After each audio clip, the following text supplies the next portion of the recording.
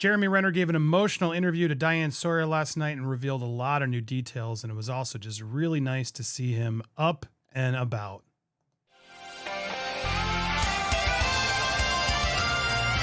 Welcome to Popcorn Planet. I am Andy Signore, and I've been rooting for Jeremy Renner so much. And yes, it was really nice to see him on this Diane Sawyer interview, seeming up and healthy.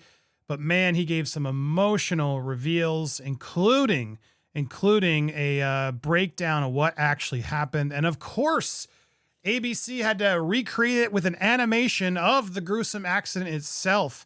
I want to show you some of his wise words that he shared from learning this experience, how he's moving forward.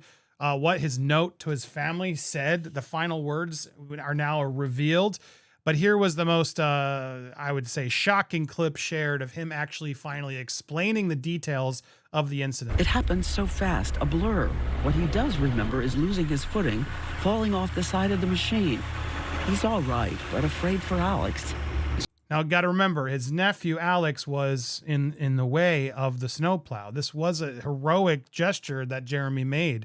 He's seeing that the snowplow's going towards his nephew, Alex, and he has to make a decision. Still rolling forward. Alex is here. The truck is right behind him. He's going to get sandwiched by this and the truck. So I try to jump back in the dang thing to, Right. Yeah, disengage it. It's a virtually impossible, dangerous leap back onto the rolling tracks. Because it's going right at my nephew. This is when the fast-moving tracks hurl him forward in front of the machine as he shouts a vow. That's what I screamed, by the way, when I went under the thing. Not today. Is what I screamed. Sorry for the language. Your foot went down in one of these. I don't know. That I couldn't tell you for sure. Don't know if your head hit this. Don't know. It felt like someone took the wind out of you. Too many things are going on in the body to feel pain. It's everything. It's like if your soul could have pain. He felt it crush his toes, then ankles, then legs, his chest up to his eye that's bulging out. It was cracked, I believe, and I could see my eye with my other eye, you know. And I just remember seeing stars and like a little tar line, whatever weird thing in this eye. And an actor in his 40s and early 50s still used to do a lot of his own physically treacherous stunts. Do you dream of doing those stunts again? I'm okay with a stunt guy doing it. It's fine. I'm 52. It's fine. I've done enough. I'm okay to do more, right? But, you know, I'm okay. I have no ego. Like, yeah, go for it. I don't care. I'll be in my trailer. Go. When he was finally home in Los Angeles, another beautiful sight. His daughter. He had protected her from seeing him right after the accident. So I love this picture. Ah, yeah.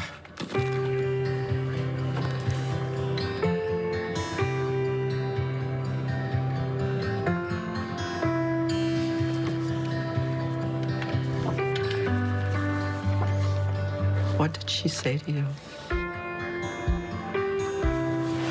You have to say anything. I mean, she said she's scared. She said she loved me. Oh, it's an emotional interview if you haven't watched it, to see him with his family. He revealed also what the final words were in that note. Don't let me live on in tubes. He said, I'm writing this note down on my phone, my last word to my families, which we told you about in the last video, but here were the actual details now that the interview's out.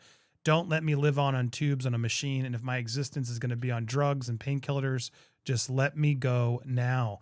He didn't want to be strung along on those machines and things, and he was ready to say goodbye in this note that he wrote at his last moments. Oof. I want to end you with this last bit. He did share on a clip here from GMA as well, from the interview, on how he wants to live forward, move forward from all this and remember it. It's a shift the narrative of it being victimized or making a mistake or anything else. I refuse to be haunted by that memory that way. This is what I talk to my family about from all their perspectives, which are horrifying, that I put upon them. What we just endured, that's real love. It's suffering, but that feeds the seeds of what love is. And his He is just, I couldn't like him anymore. This whole incident makes me so happy he got through it. It was terrifying. But to see him up and about, to see him truck through this after these 911 calls, there's so much revealed in this documentary. It's amazing to see him still here, to see his family reacting. They're just so happy he made it. They're just so happy he survived it. And no one was expected to live through this. It's like can we pause? I know I've been playing the clips and brush through it. He saw his own eye with his eye. Like, let that sit for a second. Because I didn't know that detail before. He saw his own eye with his eye. I didn't even know that was possible. He describes it to that plow coming as they showed that clip. And I do want to just, because thankfully they don't show it running him over. But it's important you sort of, again, look at what he did to save his family. Here he is. Make sure you can see this properly. Jumping on there. Fast-moving tracks hurling forward in front of the machine as he shouts a vow. That is nuts.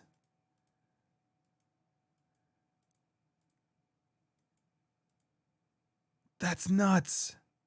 You see the thing in real life, and we've read about this, we've reported on this a bit, but it's so fast and strong. And because it's going right at my nephew. He thought he could get up there, but he gets caught up in the machine, and it just immediately pulls him down into the momentum.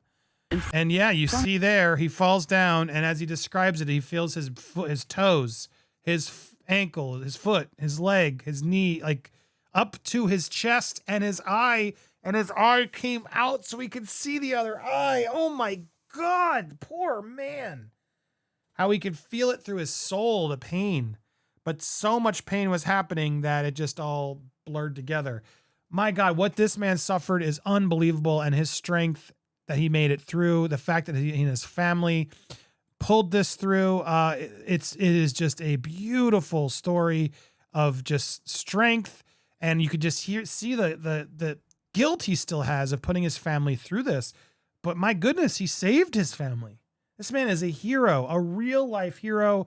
Oh my goodness, I'm so glad he made it out, and I'm so glad he's still prepared to do more acting. And I can't be happier enough that this man got through this. And it just gives me joy to know that he and his family are able to take a new day together and learn from it. And again, something we all need to take a note of: more love, less hate. More love, less hate.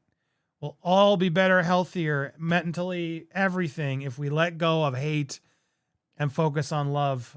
Too much online takes us to hate. This is such a nice story and such an inspiring story. I hope you take it that way. Go tell someone you know you love. Someone you hate, ignore them. Focus on someone you love. I love all you. Thank you guys so much for subscribing. We got so much good coming on Tuesday. I hope you'll be here for our fundraiser as we do some great things. I can't wait to do it with you. If you haven't already, hit that subscribe button. Please hit that bell for all alerts. Smash that like button and stay tuned for more content today. I appreciate you guys so much. Enjoy the rest of your day and your weekend. We'll see you soon here on Popcorn Planet.